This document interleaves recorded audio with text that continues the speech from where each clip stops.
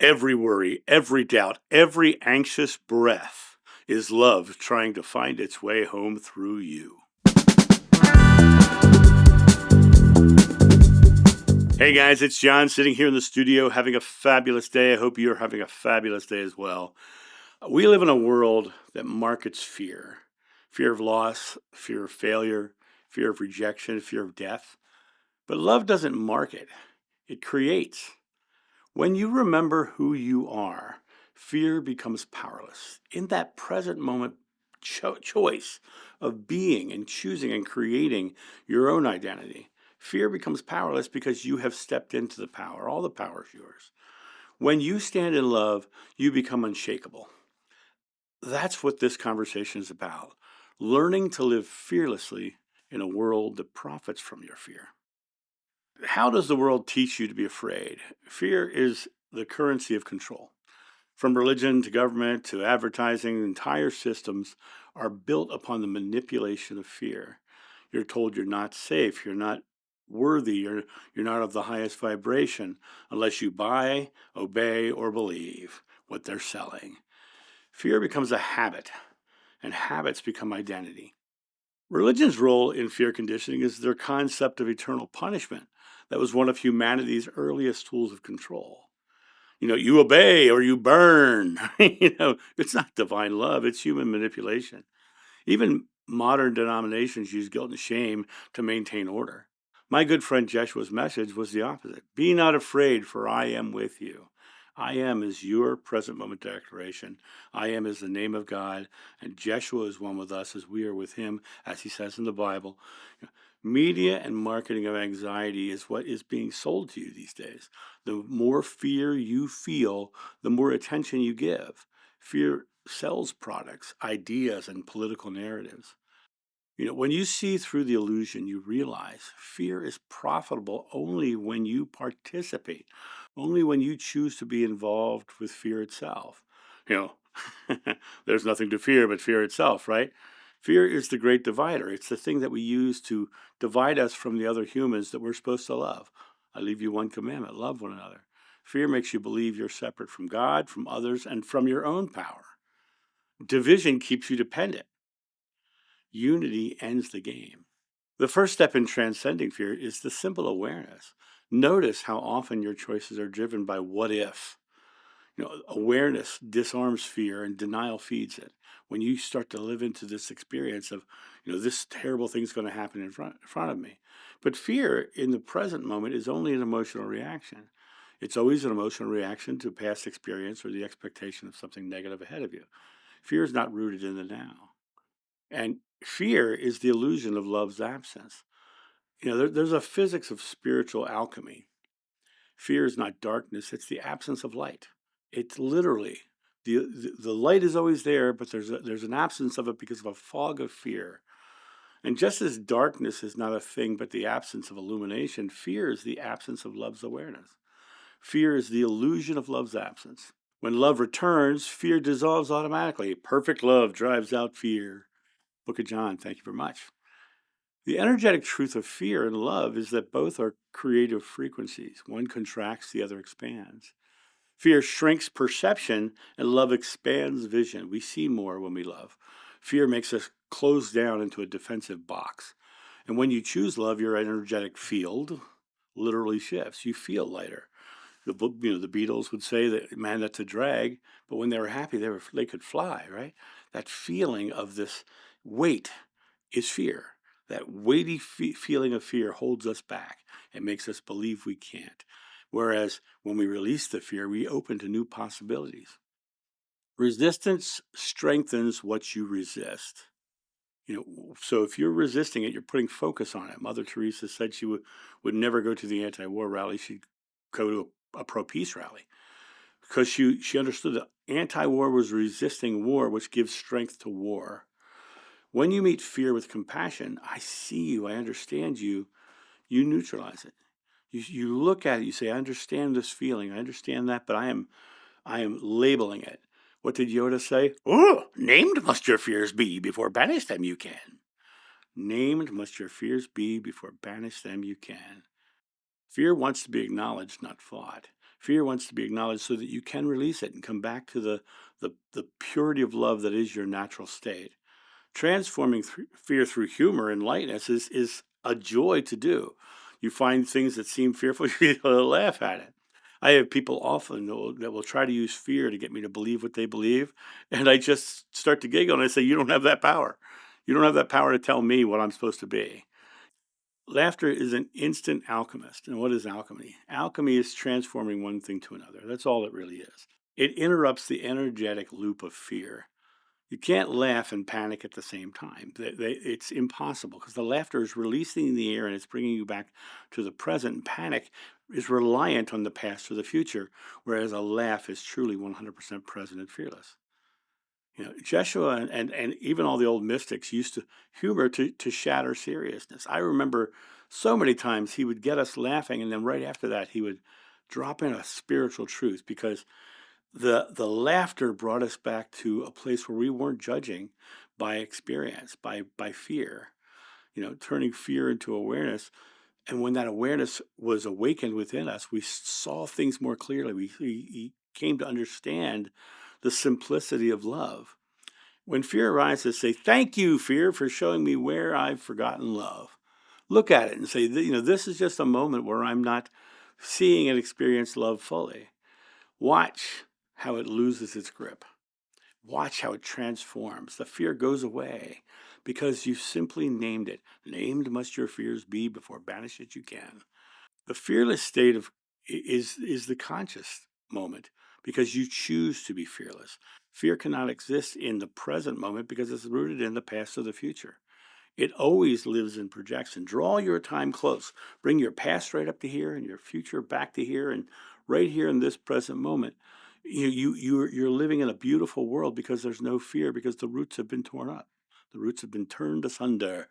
The mind lives in time, and love lives in the present time. So return to now, and fear disappears like a fog in sunlight. The practice of sitting in love that I do is literally about just simply being present and loving. And all I do is I sit down and I exhale. I release the fear response, and I feel love radiating from myself. You're not here seeking to find peace because the very seeking means that you don't have it now, which is the fear of not having it. You're returning to what's always there. And the more you do this, the more you bring yourself back to the present fearless state, the less fear finds room to live in your heart. And the power of consciousness comes with that breath. You realize that simple exhale was a present moment choice. And when you exhale, you feel safe. Fear collapses and the nervous system feels safe because you've shut off the primal fight or flight response.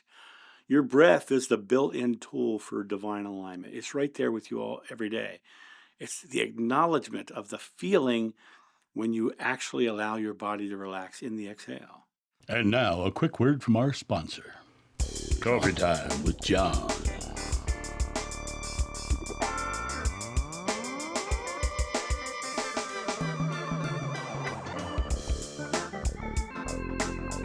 This channel runs off coffee, so get your coffee and tea at johnsjoe.com.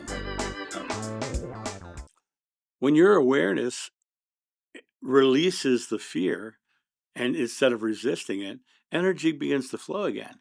Healing happens not through the battle, but through the understanding that you're already in perfect harmony.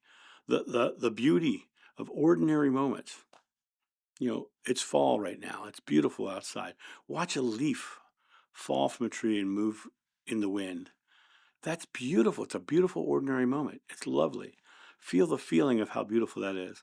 Listen to laughter. Feel sunlight on your skin. This is divinity reminding you that all is well. And it's always there. It's always in every moment. You were never meant to live in panic. You were meant to live in presence. Courage is not the absence of fear.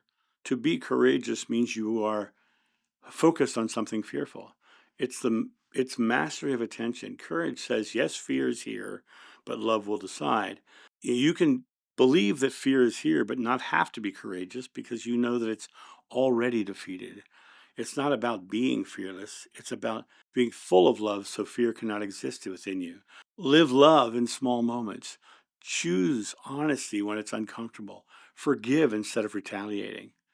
When you speak truth with compassion instead of silence, you lose resentment. Every small act of love builds spiritual muscle. Your strength in love grows, and vulnerability falls away because vulnerability means you're focused on the negative. Your ego is living through threat assessment, and it's always trying to see what's dangerous for the individual person, the individual belief, or the individual understanding of your identity. We lose control when we give power to the threat assessment, to the concept of threat itself. That idea of vulnerability is a choice. I am vulnerable. I am God's name vulnerable.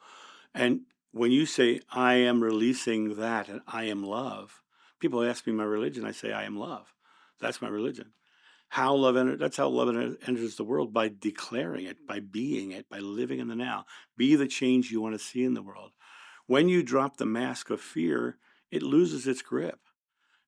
When the parent forgives the child's rebellion, that child was having obviously some sort of fearful response because they're rebelling.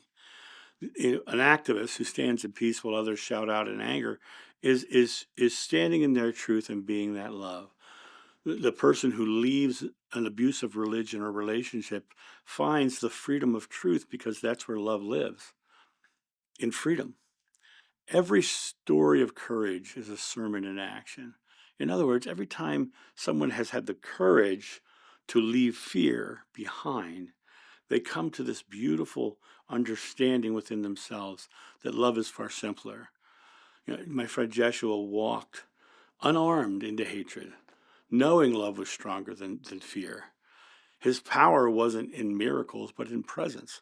The same presence lives in you. You are divine. The kingdom of heaven is within you. Ye are God's. Living fearlessly in this chaotic world. Chaos is the world's awakening. It's not ending. Socrates said, when the debate is lost, slander becomes the tool of the loser.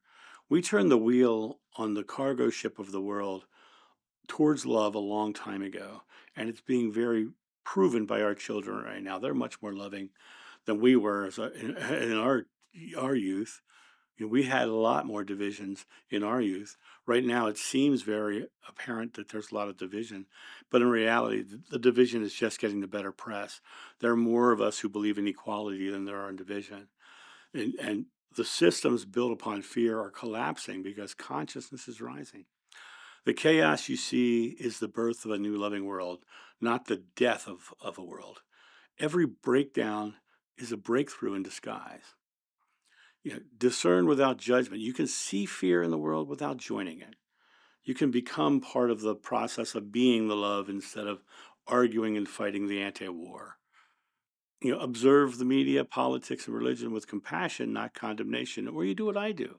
You let it come to me through the people in the world. I don't watch the news. I don't follow the politics anymore. People will tell you what's going on in the world. And when they come to you with anger, fear, frustration, division, you have the ability to be the calm in that storm so that they can dissipate it and become more beautiful. Begin and end each day with a love focused practice. Get up, love your coffee, love your tea, sit in love. Whatever it is that makes you feel connected to love itself. Reach out, connect with communities rooted in presence and joy. Find your tribe. Find the people who believe in a loving world and believe in fearless living and live fearlessly as a spiritual leader. The world doesn't change through preaching, it changes through embodiment. People don't want to be told what to do, they want to find their own truth, but they find it by example. Being the bright spot in the world, they can choose to be the bright spot as well. When you stand calmly in love, while others panic, you become the lighthouse. People will come to your light not because you're right, but because you're real. And humor is a sacred practice in my mind. Laughing in dark times is not denial, it's divine rebellion. Joy is the ultimate act of resistance against fear. God laughs, God loves through those who know the truth cannot die. And they understand that love is the only real power. Every fear you've ever faced has had the same solution: love. Fear says you can't. Love says, watch me, hold my beer, right? Fear says you're alone. Love says you are the one. You're one with me. You're one with God. You're one with love. There's a simplicity to this path. Every teaching, every scripture, every philosophy can be reduced down to two words: choose love. The rest is all commentary. It's opinion pieces about what that means. Complexity is the ego's way of avoiding transformation. When love leads, probability bends. That's the physics of miracles. Events align, people appear, synchronicities multiply. Love organizes reality around your presence. You are the calm in the eye of the storm, and the calmer you make the eye of the storm dissipates. What fear can't do is it can't stop creation. It can't erase love. It can't outlast truth. Marion Williamson said, love is what we were born with. Fear is what we learned here. It's a great comment. The spiritual journey is simply remembering what we never lost. For me, I get up in the morning, and before I touch a phone, before I look at a screen, I exhale and I sit here in love. And I choose love in every thought and action. The simple intention sets the tone for the day. Fear detoxes through gratitude, through love, through compassion. If you were to just to think of three things that you're grateful for, the fear around those things will fall away. Gratitude is faith in action. It's love's language, because when you're grateful for something, it means you believe it's happening in the now. It rewires the nervous system from survival to creation. It uses movement to discharge fear, and fear is energy, and energy needs motion. To wash it away, you need the motion of love. Walk, dance, stretch, laugh, anything that reminds the body it's alive and safe. Speak love into your environment. Bless your home, your car, your food, your work. Be grateful for those things. That's what blessing really means, being grateful. Love imprints energy into the matter you interact with daily. If you are being loved, the surroundings around you will be loving. As you do, the outer world begins to mirror the inner. And surround yourself with people committed to authenticity. Fear thrives in isolation. Love expands in connection. My friend, fear was never the enemy. It was the teacher. It showed you where you forgot who you are, which is love. And every time you choose love in any way, you reclaim another piece of your own divinity. You live fearlessly. And in living fearlessly is to live truthfully. To live truthfully is to live as love. You are here to remember that nothing real can ever be threatened, and nothing unreal ever truly existed. You are love. And you can be that love in the now without that fear, without that anxiety, without that stress. You have the ability here and now to simply live a loving life. And that's my thought on this. You guys have a great day, and I'll talk to you soon. See ya. Bye.